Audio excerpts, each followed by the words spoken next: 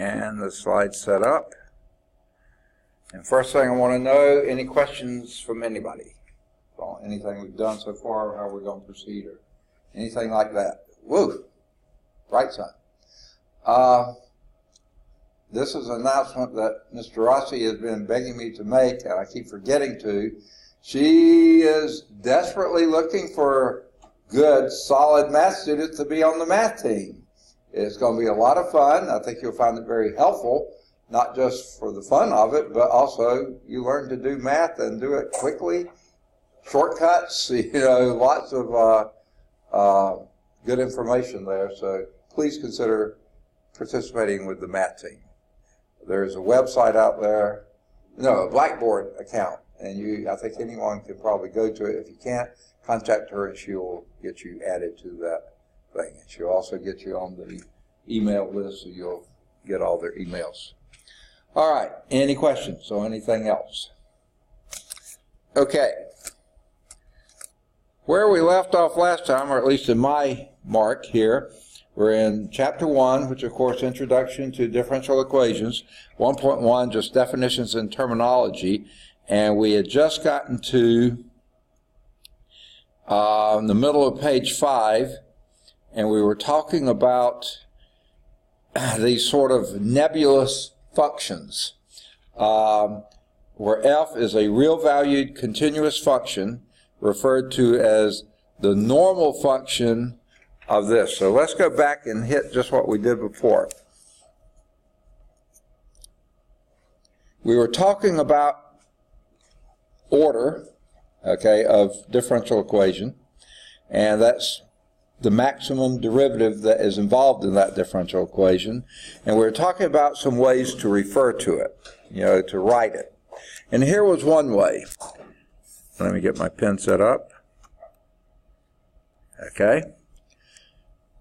Capital F, some function, and this will be an nth order differential equation in one dependent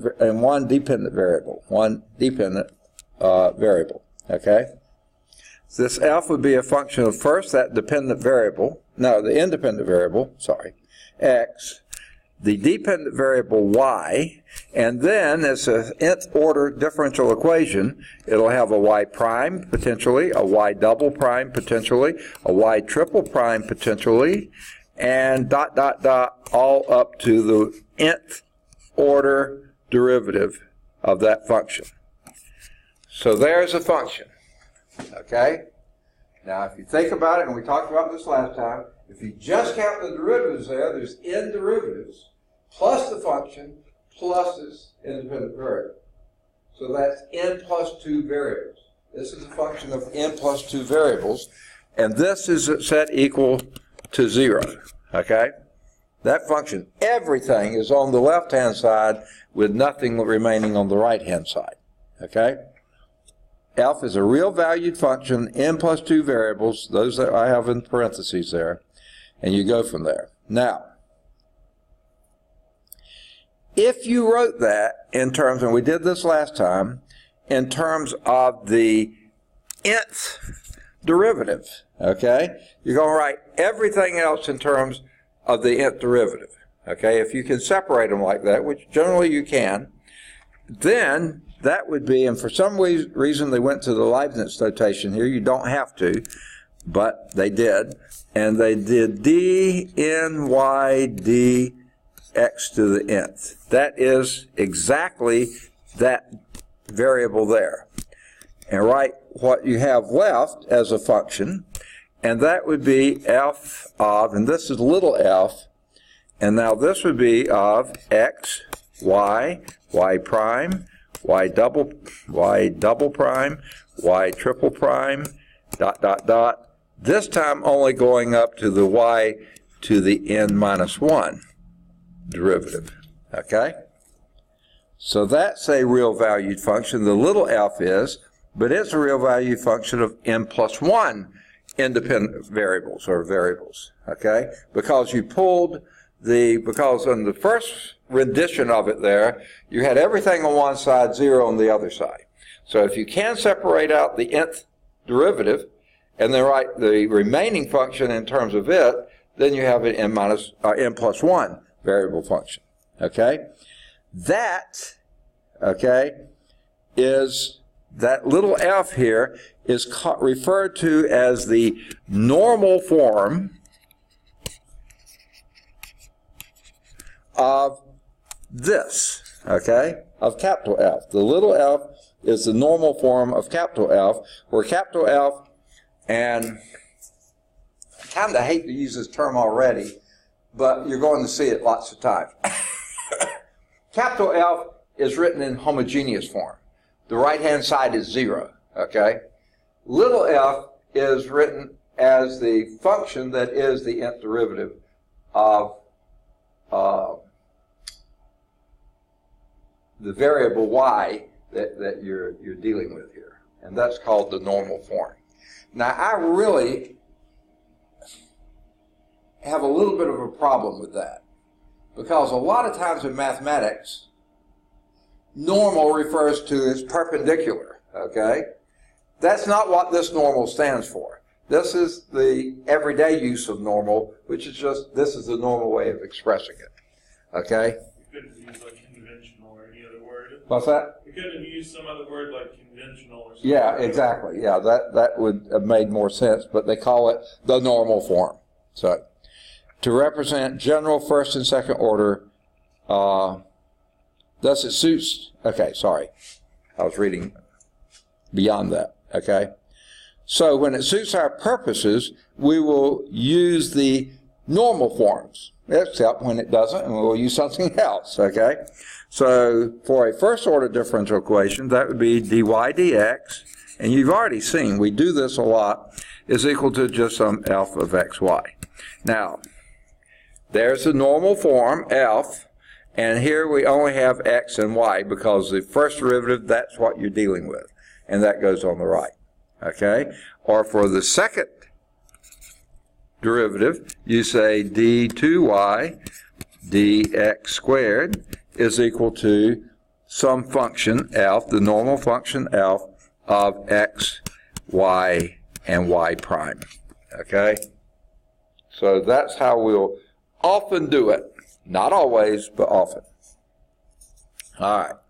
So let's do example 3, which is the normal form for an ordinary differential equation.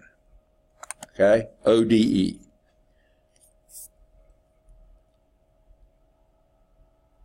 Here's an equation. 4x dy dx plus y is equal to x. Okay? Now that is neither the capital F form nor the little f form. That's just a way to express it. Okay? Now later we're going to call that something. We're going to call that the linear form. But let's not mess with that now. Okay? If we want to write it in normal form, what would you do?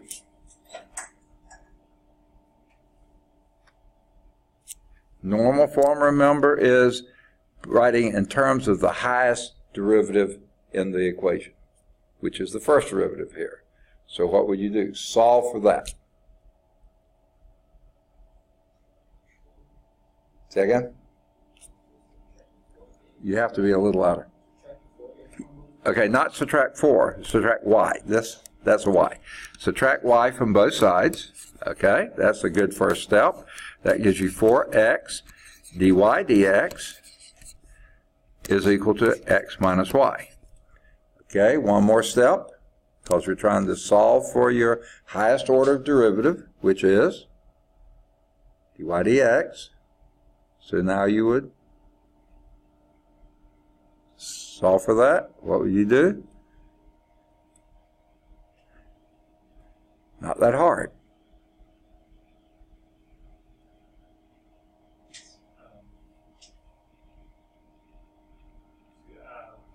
Gosh, it's right at the tip of my tongue. I can't frequently say it. You're trying to solve for this. Right. So you? Not divide. Yeah, divide by? Yes, divide by 4 each side. 4x. Okay? Now I'm going to do it this way. The book probably will do it another way. I'll divide that by 4x and this by 4x. Okay, this probably isn't the way they're going to do it, but that would be dy dx is equal to 1/4 minus y over 4x. Or you could do 1/4 times 1 minus y over x. All those are ways to express it. Okay? Here's another way. Okay? Let's get least common denominator here. Would be 4x. And that would be x minus y over 4x. There's 3 different ways to express the very same derivative. And none of them are any better or worse than the others, I don't think. None of them are superior to the others. The book chose this one. I chose that one. That one's in between. I don't know if any of you have used WebAssign before. One of the biggest frustrations I have with WebAssign is they're looking for one answer. Even though there may be 3, 4, many ways to express the same answer, perfectly correct answer. It just depends on where you could have, if you wanted to, have a minus in front and have y minus x over 4x. That's a perfectly good answer. Or y minus x over minus 4x. That's a perfectly good answer. There's just a ton of ways to express that. Or 1/4 of x minus y over x. That's a good way to do it. I mean, there's just so many correct answers, and they will tell you wrong on all but one of them. And you think you did the problem wrong, you did it perfectly correctly. It's just that you didn't get the answer, the only answer they're looking for. Advanced WebAssign does not even presume to be artificial intelligence. There's no intelligence there. It's just a program. Okay. Sorry, I'm a bit skeptical. Okay. Now, any questions on that? That was 3A. Let's clear the screen here and do 3B. Or not 3B. Okay. Here is a second order differential equation, y double prime minus y prime plus 6 is equal to 0. Now that is in the previous form, the capital F form. That is exactly a capital F form. But if you're doing this in normal form, what would you be solving for?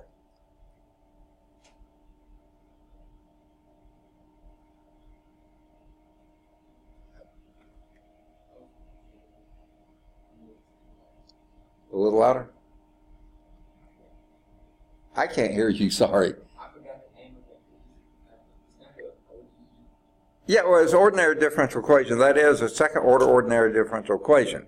To solve for it in normal form, you solve for the maximum derivative. What's the maximum derivative here? The second derivative, right there. And how do you solve for that? Is it dy squared over dx? That's not a square. Okay, wait. Or what? You add y prime and subtract 6 to both sides.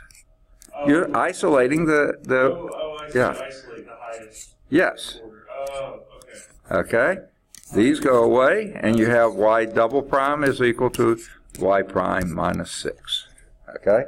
Does one derivative on each side cancel out, or is it just... I'm sorry? There's nothing...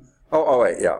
You're subtracting things away. In other words, you could say they cancel out, but you're subtracting from the left-hand side to the other side. I was just wondering if there was any special rules about the double prime and the single prime. It's like...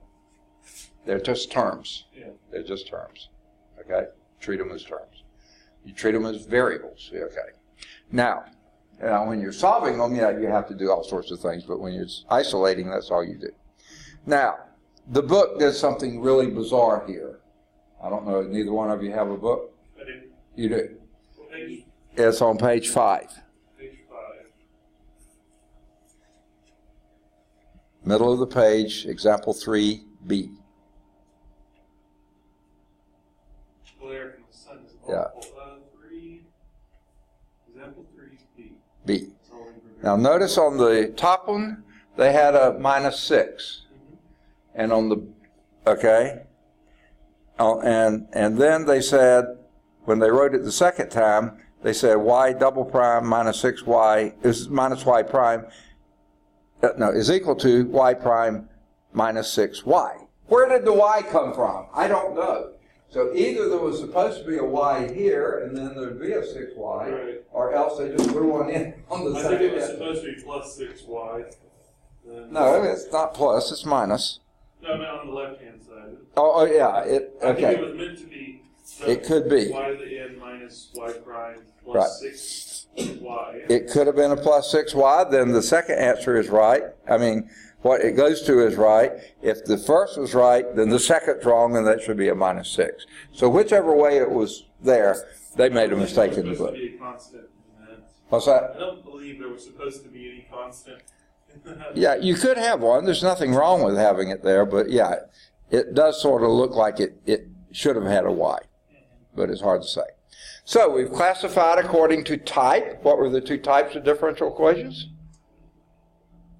Ordinary and partial. Exactly. We're going to deal almost strictly with ordinary.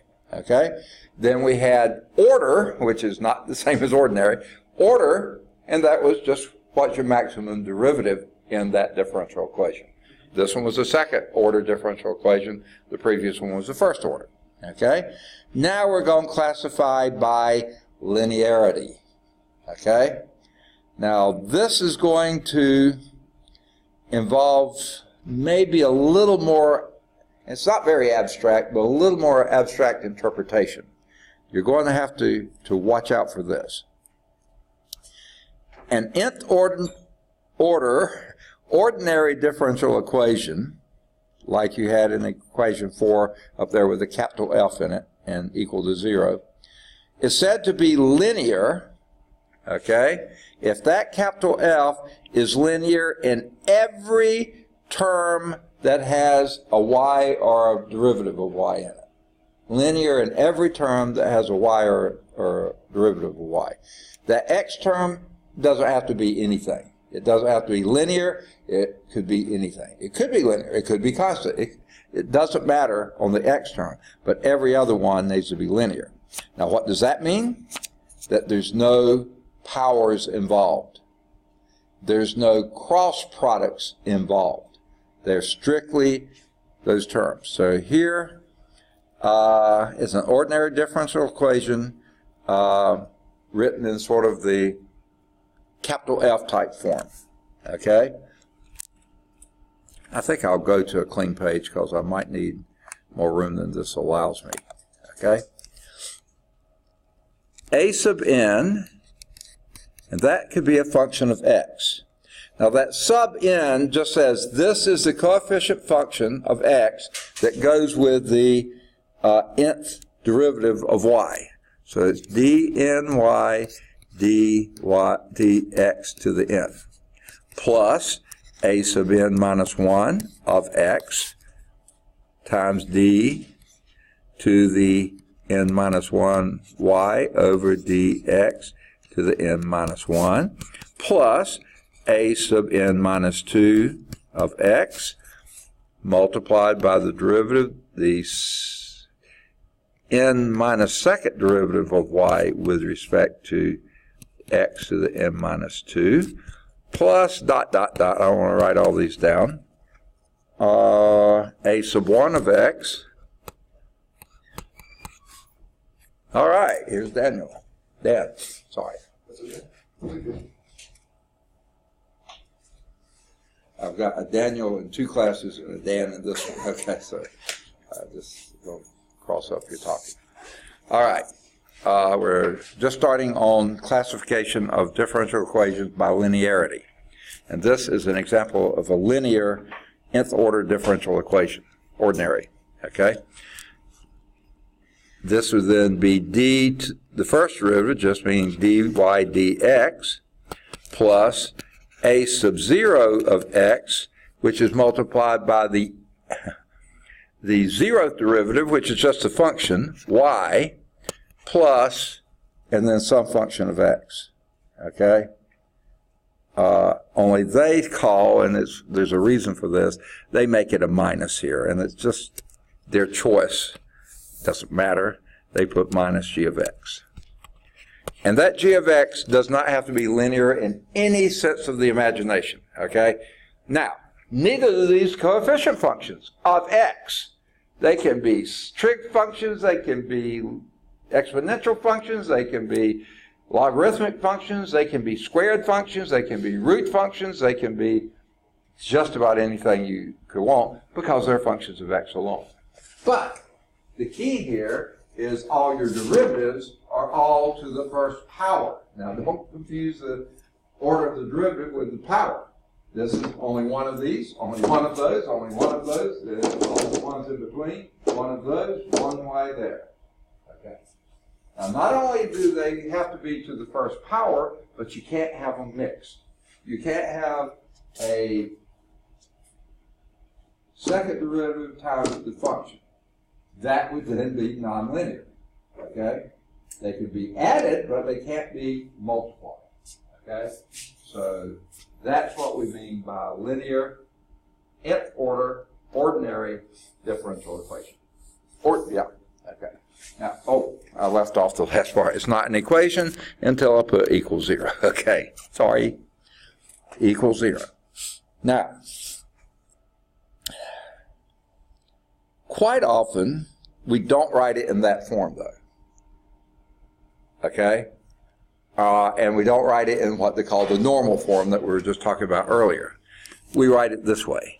A sub n of x, that's just any old function of x, but the nth derivative of y with respect to x to the nth power, plus a to n minus 1 as some function of x, raised to the d to the n minus 1 y, the n minus first derivative of y with respect to x to the n minus first, plus a sub n minus 2 of x times the n minus second derivative of y with respect to x to the n minus 2 times, I can't write, but I hope you understand, plus dot dot dot, plus a sub 1 of x times the first derivative dy dx, plus a sub 0 of x times y, and set that equal to g of x.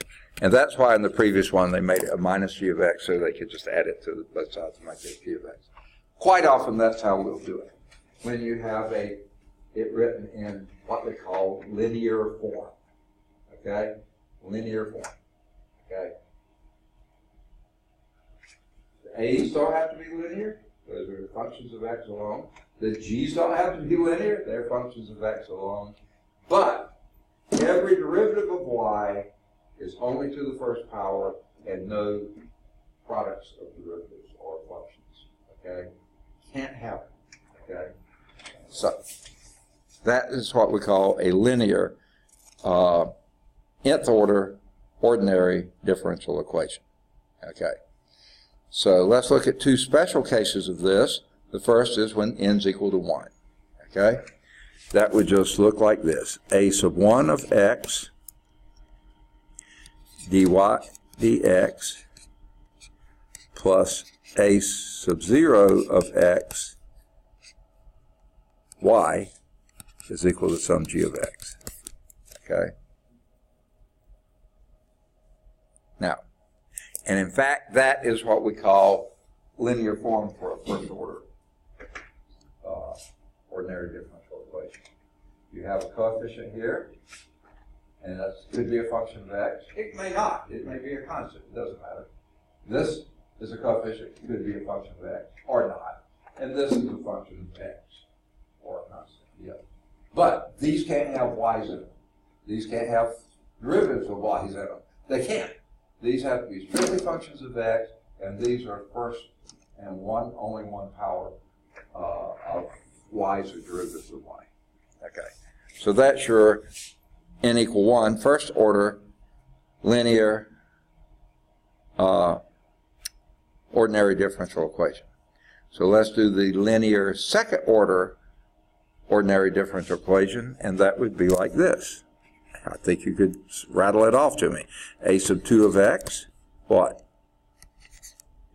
d2 y dx squared plus a1 of x dy dx plus a sub 0 of x y is equal to some g of x. Okay? And again, your coefficient functions could have x's in them in any kind of combination you want. They don't have to be linear or anything else. They're functions of x. And the g can be any function of x. Doesn't have to be anywhere close to being linear. But everything with a y in it is only one per term. Okay? No squares, no square roots, no products, y times y prime, nothing like that. Okay. Now,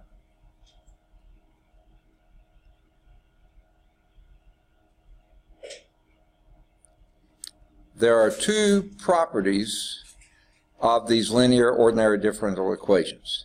The dependent variable y and all of its derivatives are of the first degree. In other words, first power. Can't have any other powers. They can't be fractional powers or multiple powers. Can't be.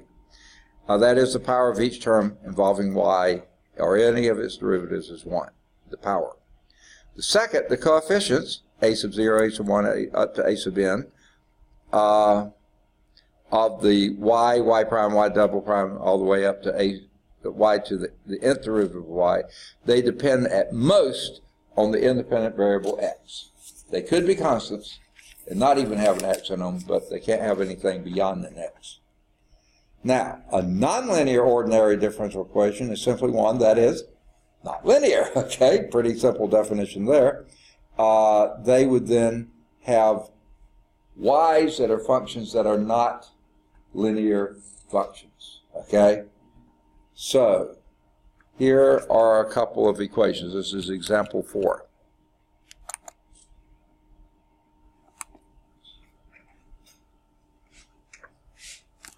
Written in a very different form. Y minus x dx plus 4x dy is equal to 0. Now that doesn't look at all like what we just did, okay? So in order to determine whether this is linear or not, what are we going to have to do?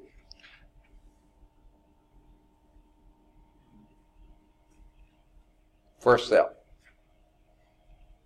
I'm going to say that in such a way that would drive mathematicians crazy, but it really is the simplest way to think of it. What would you do? Second? Did you use a factor or subtractor? I couldn't hear what you said. Okay. I would do that at some point, and it would be okay to do it now if you wanted to. But what I think I would do first is, and this is what goes drive them crazy, divide by dx. Okay? So, this is one term here. We'll divide it by dx. This term here we'll divide by dx. And this term here we'll divide by dx. Yes. You need to get those derivatives together. That becomes a 1. So I'm going to rearrange the order here and write it as 4x dy dx plus y minus x equals 0. And then all it takes is adding x to both sides, and you have 4x dy dx plus y equal x. Yep, linear. You have a coefficient here that doesn't have an x in it, fine. But this is the only place that y shows is the first power. Here, you don't have a coefficient with x in it, that's fine too. The coefficient of 1. Y by itself, no other y terms there. And then over here, strictly an x term. Now that happens to be an x linear, but it doesn't matter. That could be x cubed or it could be e to the x or sine x. It doesn't matter what the x terms are. Same here. This doesn't have to be a linear function of x. It could have been a x to the 4th, you know, or it doesn't matter. X's, it doesn't matter. Okay, so that is a linear first order ordinary differential equation. Okay? This one, I don't think you have to do much. y double prime minus 2y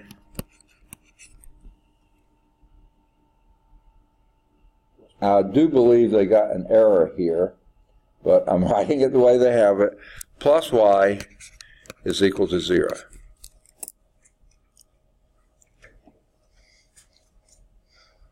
If that's really what they mean, there's just one step you can do, and what's that? Combine like terms. Y double prime minus y equals 0. Certainly linear. Second order linear. Oh, sorry. I hit the desk and it makes it go out. Okay? Now, if they really meant to have a prime there, you don't have to do a thing. Okay? It's still a linear equation. Now, I don't know what they meant on the previous example. They had one, the problem was listed one way here, the answer was wrong. Wrong the way it was listed. If they put a y in here, that would have been right, or left a y off here, that would have been right. They had it wrong in one place or the other. This one, I don't know what they meant. I'm guessing they meant a prime there. That would have been a linear thing, because all your y's are only to the first power and no cross products. You don't have any x's here. Your coefficient of the y double prime is 1. The coefficient of y prime, or whatever that would be, is a minus 2. And the coefficient of y is a 1, okay? And your x terms, the g of x, is a 0, okay? Perfectly good. No problem with that. That's a linear or second order ordinary differential equation. Okay? The third one. X cubed d3y dx cubed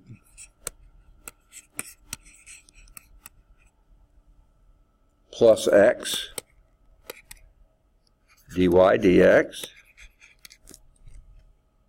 minus 5y is equal to e to the x. Is that a linear differential equation?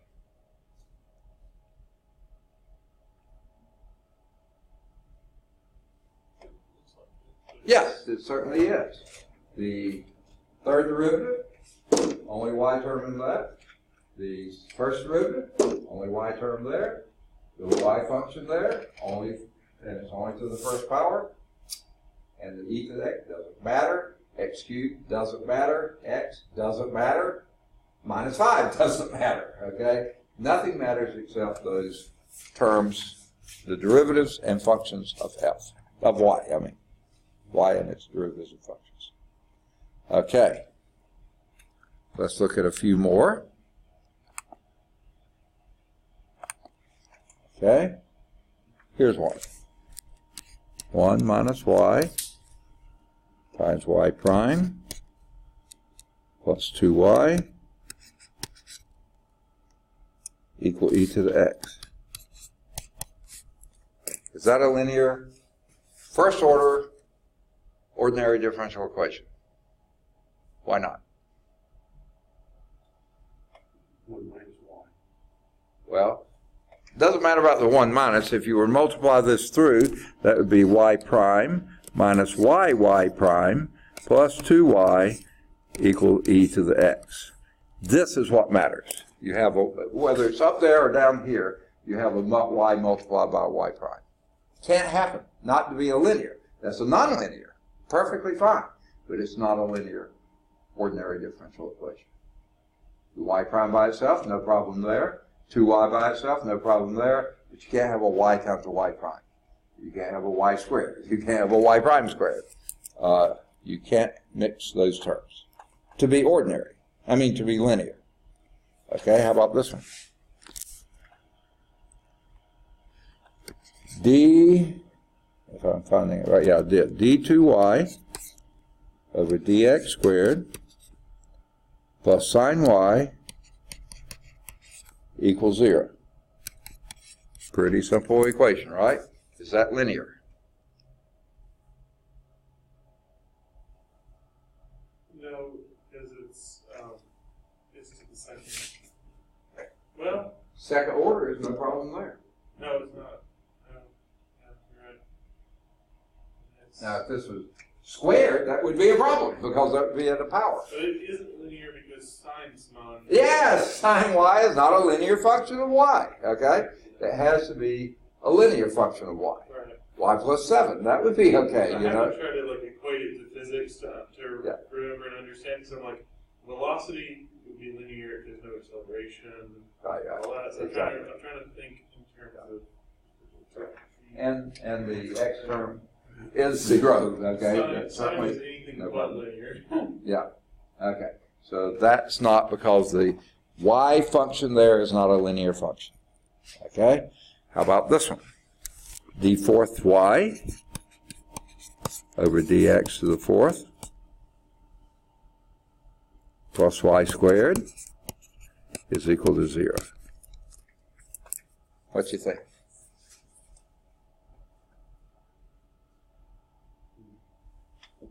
Say again? No, Nonlinear. Why not? non-linear, because it's y squared. Y squared is not linear. That's squared. It's a squaring function. If that was an x squared there, no sweat, okay? If there was and this one had been a sine x, no sweat, okay? But it can't be a sine y, nor a y squared, or a y to the 1/2 power, or anything other than y, or 7y, or 3/4 y, or whatever, but not a square, okay? Now, a definition coming up here, okay? This is pretty important because we're going to be using these a lot. The definition of a solution of an ordinary differential equation, okay? Everybody doesn't have books yet, so let me write it down. Any function, I abbreviate like crazy, phi, they just chose a Greek letter phi for the function, defined on an interval I,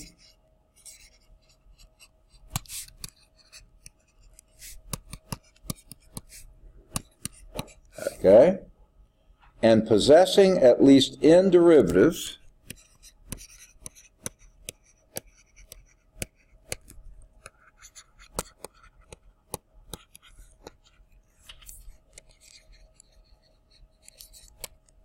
derivatives that are continuous on I,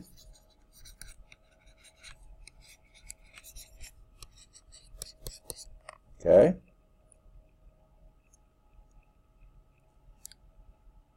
which, when substituted into an ordinary differential equation, seems like they should have another comma there, but they don't.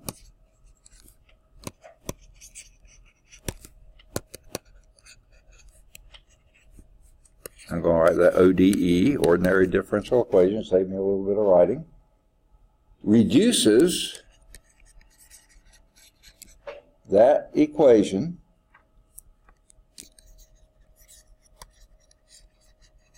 okay, to an identity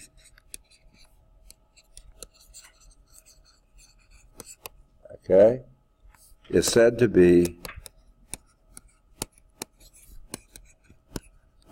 a solution for that equation on that interval. A solution of that equation, I'll call it DE, differential equation, on that interval. Okay. So that's our definition for a solution. Any function phi defined on some interval I, possessing at least n derivatives that are also continuous on that interval I, which, when substituted into the ordinary differential equation, reduces that equation to an identity, 7 equals 7, 0 equals 0, x equals x, something like that. That's said then to be a solution of that differential equation on that interval I. Okay? Hopefully that makes sense. Now, does that mean it's the only one? Not necessarily. You may have multiples of it. You may have constants added to it that would still work. Understand that. But that is a solution. Not necessarily the solution, but a solution of that differential equation. All right. Now, if you go back to that weird way of writing things with the capital F's, then if you wrote f of x, phi of x, we're using that same phi. Okay.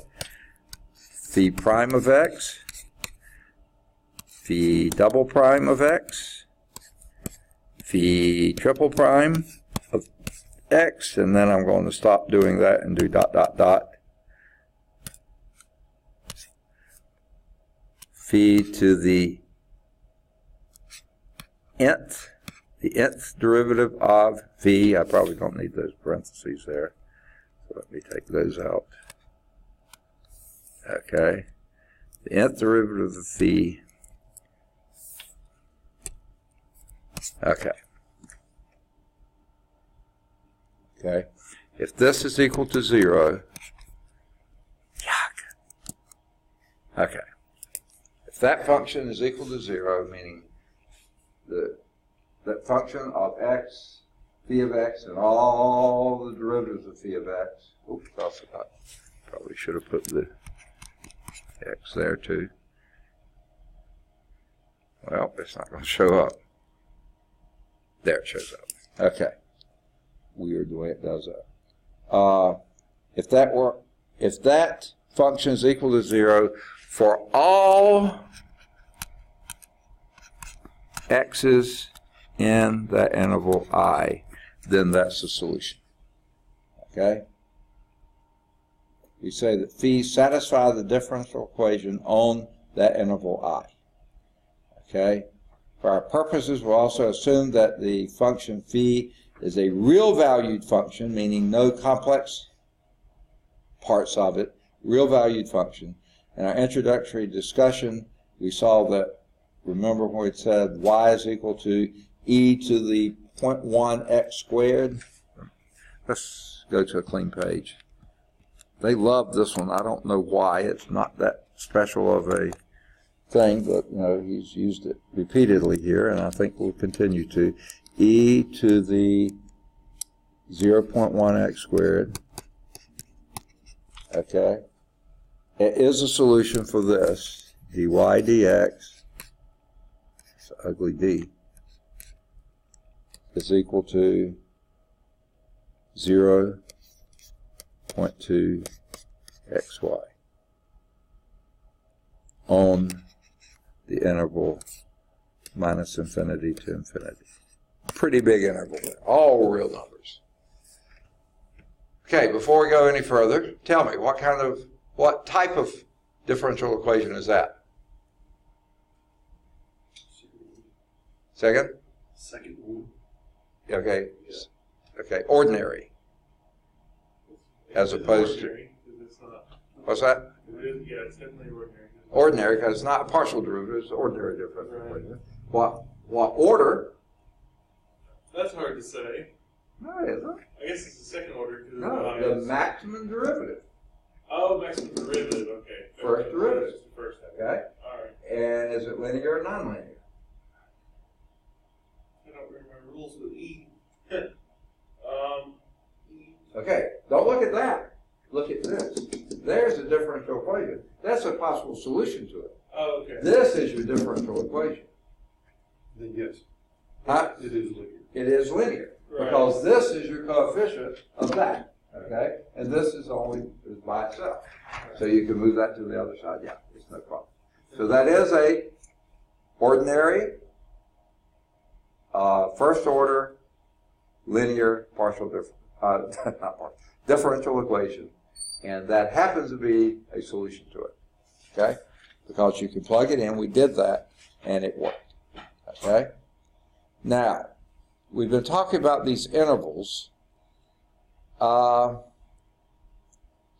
You cannot think of a solution of an ordinary differential equation without simultaneously thinking of the interval over which it is a solution.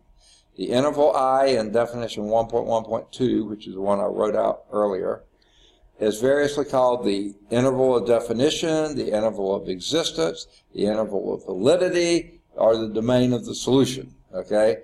And can be an open interval a to b, a closed interval a and b inclusive, a to b inclusive, or an infinite interval, a to infinity or negative infinity to b or whatever. Okay. So, now here's what we're going to be doing a fair amount of in this chapter, okay, is verification of a solution. Okay? It says verify that the indicated function is a solution of the given differential equation on the interval minus infinity to infinity. Okay? Here is the differential equation. dy dx is equal to x y to the 1/2. Okay? Here is the proposed solution. You determine whether this is or is not. Y is equal to 1/16 x to the 4th. Okay, now before we go any further, tell me about that differential equation. 3 ways of classifying it. First, it's ordinary. Okay, those are dy's and dx's. Okay. It's first order. First order because the maximum derivative is first derivative. And third, Is non-linear because that's y to the 1/2 power. right. X could be the 1/2 power if that was x to the 1/2 y, Right. linear. X y to the 1/2, non-linear because the y to the 1/2 is not a linear function of y. That's the same as root y. Yeah, it's square root of y, exactly. Okay. Now, that wasn't part of the question here, it's just review, but let's see if that is a solution. Okay? Well, guess how we would verify it.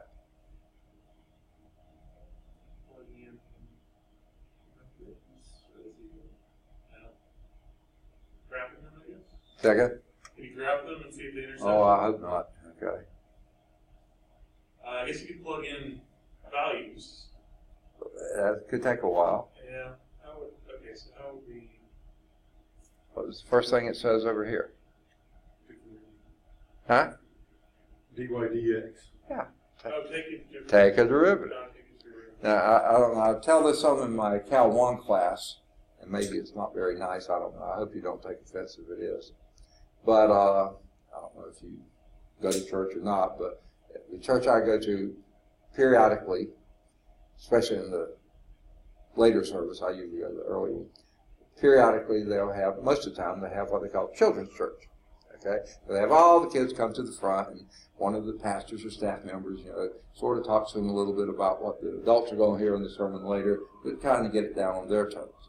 And usually, they're trying to be very inclusive and getting them to participate, so they'll usually ask a question to begin with. And of course, this kid sit there. And when finally some kid thinks this has been silent long enough, he'll say, Jesus! Figuring that if your answer is Jesus in the church, no one's going to gripe, okay? No one can say, that's the wrong answer. No, that's always the right answer, right? So it just drives the pastors crazy when they do that, but, especially if it was a pretty negative question they asked. But anyway, so I tell my students, especially in Cal 1, when you say, okay, what are you going to do first? If you can't think of anything else, take a derivative, because that's what Cal 1's all about. Well, in this class, it'll be whatever the differential equation says to do. So the Jesus answer is take a derivative. Okay? So let's do it. dy dx is equal to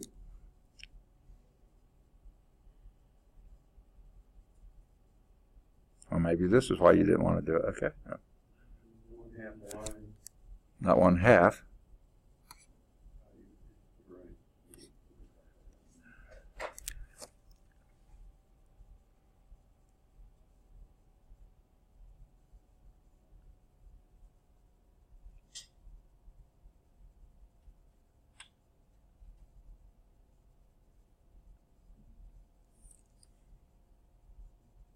Okay. Taking the derivative of power, it's the exponent times the coefficient. Exponent times coefficient is?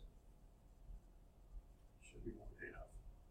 What coefficient are we looking at? 1/16. It's this right here. You're taking the derivative of this. 4 times 1/16. We're taking the derivative. No. We're doing this. Oh. Then we're going to see if this matches up here.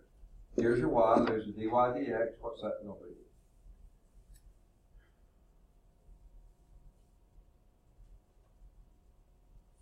Times 1/16. 1/4. Okay, 1/4. And then what do you do with the x to the fourth? Subtract. Huh? Subtract 1. You subtract 1 and it becomes x cubed. All right, so there's your dy dx. Now the question is that equal to x times y to the 1/2? Well, we got to figure out what y to the 1/2 is.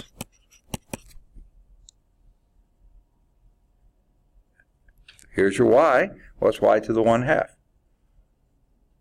It's the square root of y.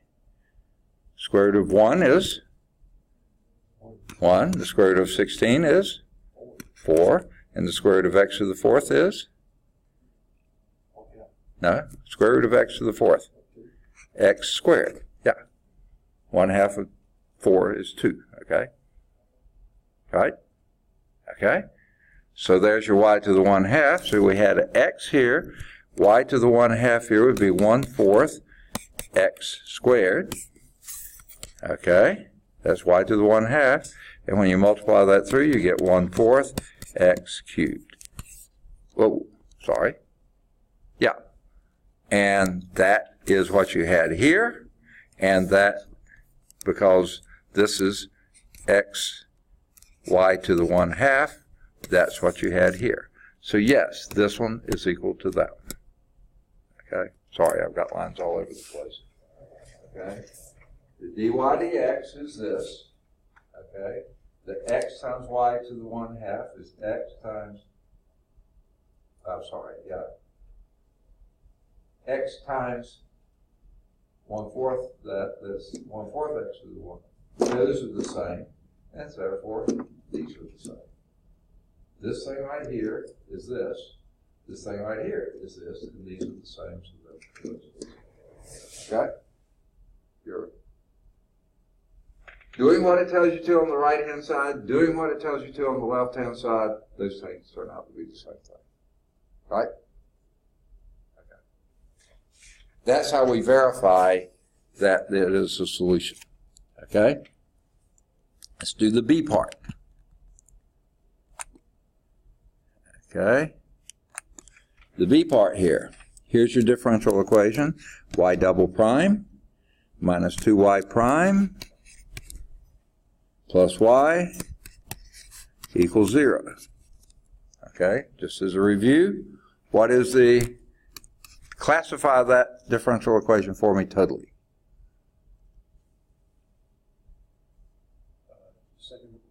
Second order. Type. It is linear. Type. Ordinary, exactly. Okay, so it's a second order linear ordinary differential equation. Yeah, get all the words in there. Now the question is or is not this a solution to it? Y is equal to x e to the x. Guess what we're going to do? Take a derivative. All right, you got it. Y prime. You got to figure out what that is too. What is that? Ooh. What does that require? Chain. Not chain. Quotient. Huh? Quotient rule? Not quotient. Product rule. Okay. And how does that go? Derivative of the first times Okay, first is x times e to the x. The derivative of the second is e to the x plus, x. no, not x. Derivative of x. Derivative of x Is what? 1 times e to the x. e to the x. The second one is e to the x also. So there's your y prime. But we also need a y double prime.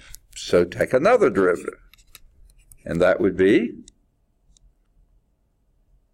Well, this is the same as that, so the derivative for this term would be x e to the x plus e to the x, right? Plus derivative of that term, which is e to the x. So we can simplify that a little bit to call it x e to the x plus 2 e to the x.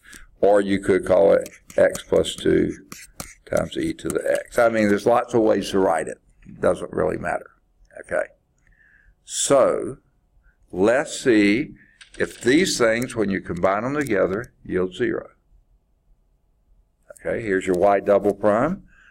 I'm going to write it this way, I think. X e to the x plus 2 e to the x. That's the y double prime. Minus 2 times this. So minus 2 times that would be minus 2 x e to the x minus 2 e to the x, right? Okay. Plus y, and y is x e to the x. The question is that equal to 0? Well, here's an x e to the x. There's an x e to the x. You add those together, you get 2 of them. Here you subtract 2 of them. Yep. Those go away.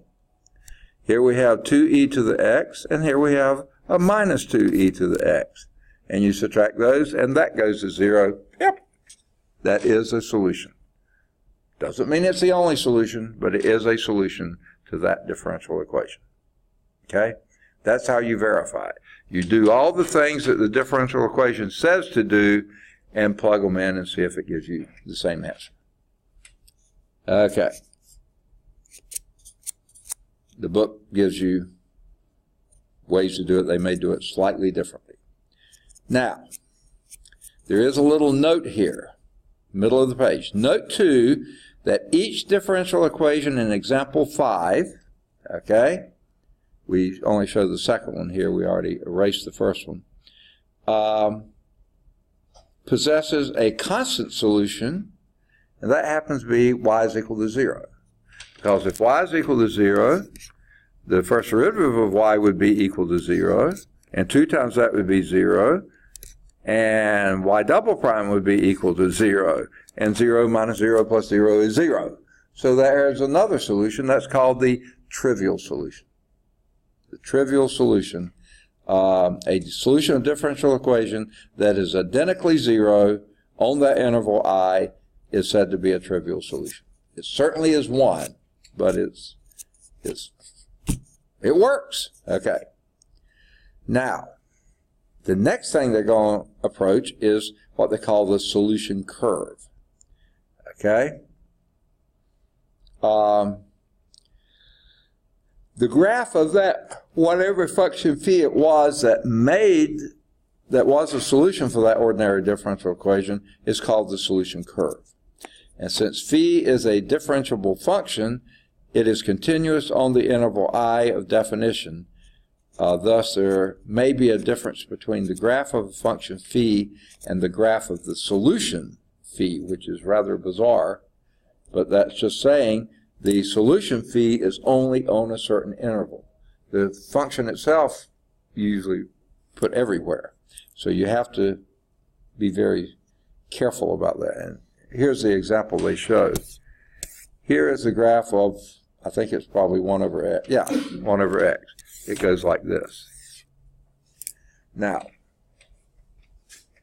they're telling you that's the graph of 1 over x, y is equal to 1 over x, and let's just say that is a solution for some differential equation out there. I'm going to guarantee you something. That differential equation does not have an interval of all real numbers. Why? If you go across from a negative to a positive here, not continuous. So it can't have all reals as a domain. Because there's this continuity there. So it could be true for any negative x, it could be true for any positive x, or any subset of those, but it can't include a negative and a positive in the domain. Okay. Oh, this 10 o'clock scholar. Okay. Good deal. Okay. How are we doing on time, by the way? 5 minutes worth. Really get your money's worth here, aren't you? Okay. All right. So, and I just did example 6. The domain of y is equal to 1 over x is considered to be simply as a function. Okay?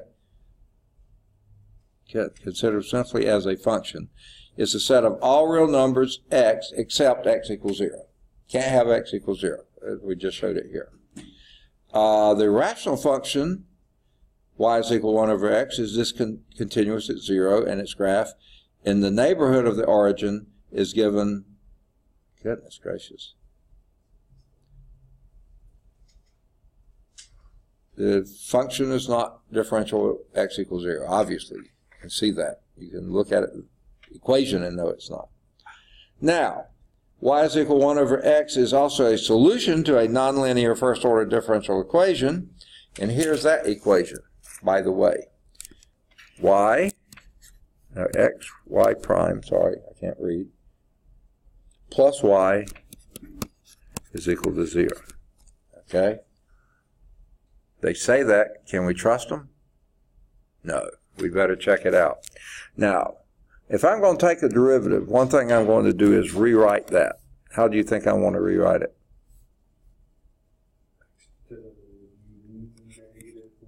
X to the negative 1. Right? Okay. Now, let's take a derivative. What is your y prime then? It's far easier to take this derivative than that one. Okay? What would it be? Yeah, 1 over x. Okay. Derivative of this. Negative 1. Negative 1. X to the negative 2. Which you could then rewrite like it was before, minus 1 over x squared. If you wanted to. You don't have to. You could. Okay? Now, that's your y prime. Now we can plug that in and see if indeed that's true. That x times a negative 1 over x squared plus y, which is 1 over x, is that equal to 0? Well, this x will cancel out one of those, divide it out. You have negative 1 over x plus 1 over x. Sure enough, that's equal to 0. Okay? Now, the question is, where is that true? It's not true at x equals 0. It's true at any positive x, or it's true at any negative x, but it's not true where x equals 0. So the interval of, whatever they call it, I had a bunch of names, interval of definition for this function would either be all negative x's or all positive x's, but it can't be both. It can't be any joining of both. Strictly one or the other. Okay? So it could be, they give a few examples, from negative 3 to negative 1. Yep, that could be the interval of interest. It could be, they say, from 1/2 to 10. Perfect, fine, no problem there. Could it be negative infinity to 0? Huh? Wait, it really could. Because the parentheses is here, 0 is not included. So anything over here, that whole thing, as far as you want to go this way, and as far down as you want to go that way, yeah, is perfectly fine. If you put a bracket there, no. You never bracket by infinities, because they're not numbers. Okay? Or 0 to infinity. Okay, that would be this part up here. No problem there. But it couldn't be negative 1 to 1/2. No, because you cross a discontinuity. Okay. All right. Now, there's a little blurb here. Do we have any time? Maybe a little bit. Let's see if we... explicit and implicit solutions. Okay? We've used that in terms of function, explicit function and implicit function. Okay? Okay? Solution in which a dependent variable is expressed solely in terms of the independent variable, that's an explicit solution. Y is equal to 1 over x. The dependent variable expressed solely in terms of the independent variable. That would be fine. Any other? Yeah, the one up there. X e to the x. Yes, the y dependent variable expressed totally in terms of the independent variable x. Okay? The one we did before, y is equal to 1/16 x fourth. Yeah. And dependent variable y equal 1/16 x to the fourth. Okay? Now,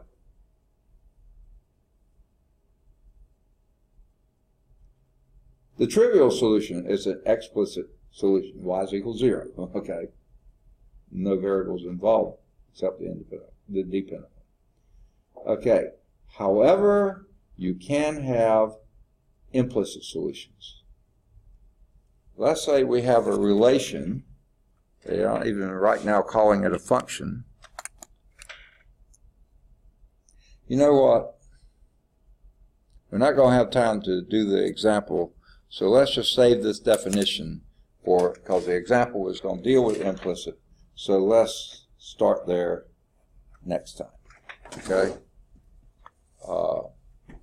Let's see if I can find any homework problems for you. Okay? I sure hope so. I think you can do any of the odds 1 through 7. I assigned those last time. You could do 9. I think I assigned that last time. Can't remember if we did. Oh, I don't think we did these. Okay? So any of the odds, either 11 or 13.